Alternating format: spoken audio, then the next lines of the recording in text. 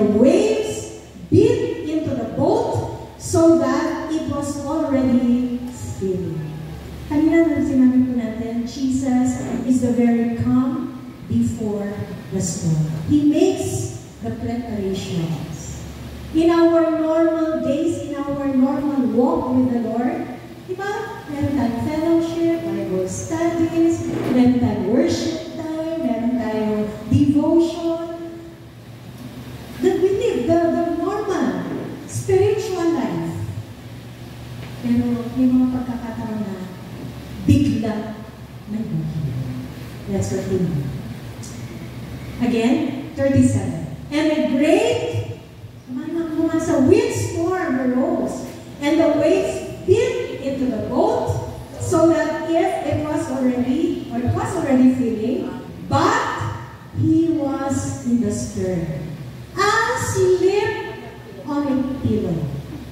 And they awoke him and said to him, Teacher, do you not care that we are perishing? Then he arose and rebuked the wind and said to the sea, Peace, be still. And the wind ceased, and there was a great calm. Palpakan na natin sila. He is the very calm before the storm. He is also the very calm during the storm. Ang mga Hudyo at ang mga tao, madalas, ang kanilang pagkakaunawa kapag natutulog ang Diyos, sila ay inabandona. Walang pakialam sa kanila. Ganun yung mentality.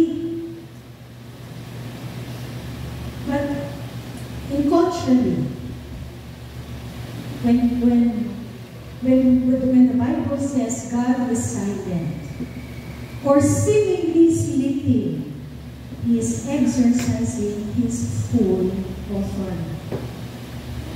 Amen? Alam na natin si Lord. Let's have a reading of the book of Psalm 121. Before ang Psalm 121, let's read first from Psalm 97. Starting from verse 1, ito po ay praise test, no? The Lord reigns, let the earth be glad. Let the distant shores rejoice. Clouds and thick darkness surround him. Righteousness and justice are the foundation of his throne. Fire goes before him and consumes his foes on every side. His lightning lights up the world. The earth sees and trembles. The mountains melt like wax before the Lord of all the earth. The heavens proclaim His righteousness, and all the peoples see His glory. Pagpakan natin si Lord, and let's also have a reading from the book of Psalm 107, from verse 25. Sulat po natin 24. Basahin na natin. They saw the works of the Lord, His wonderful deeds in the deep.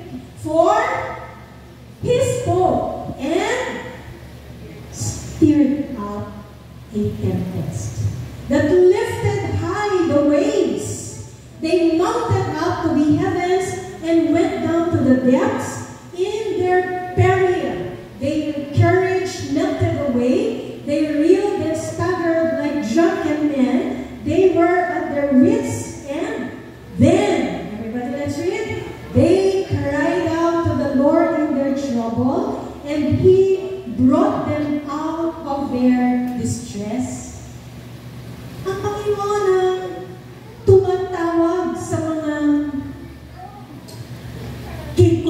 kulog at kidlat. Siya ang tumatawag sa mga ipo-ipo ng karagatan. Siya ang nagpapalaki ng mga waves of the sea, mga alon ng dagat, hanggang sa mga tao ay natakot. They reeled and staggered like a drunken man. They were at their wits' end. At hanggang sa mga tao ay tumawag. Then they cried distress. Ito yung pinamisa sa pinapakita noong talata sa Mark chapter 4. Di ba? Verse 29, let's read. He stilled the storm to a whisper. Si Lord, kapag pumapayapa ng mga bagyo, whisper lang eh. Just a whisper can do. Hindi kailangan maging hysterical. He stilled the storm to a whisper. The waves of the sea were hushed. They were glad when it grew calm, and He guided them to their haven, and let them give